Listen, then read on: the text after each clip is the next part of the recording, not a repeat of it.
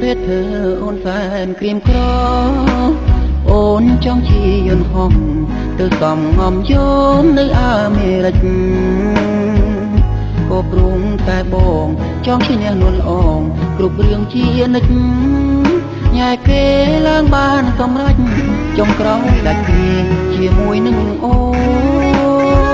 នចង់ខលទៅមុំសួរនោមសុខទុក្ខប៉ុន្តែបងខ្លាចអប់លុកនាំទុកឲ្យអូនដែលឈឺទួនបងឃើញសេធើអូនសែនក្រៀមក្រអូនចង់ជាយន្តហោះទៅសំងំយមនៅអាមេរិកក៏ព្រមតែបងចង់ឈ្នះនួនអងគ្រប់រឿងជានិច្ចញ៉ែគេឡើងបានសម្រេចចុងក្រោយដាច់គ្នាជាមួយនឹងអូនចង់ខលទៅមុំសួរនោមសុខទុក្ខប៉ុន្តែបងខ្លាចអប់លុក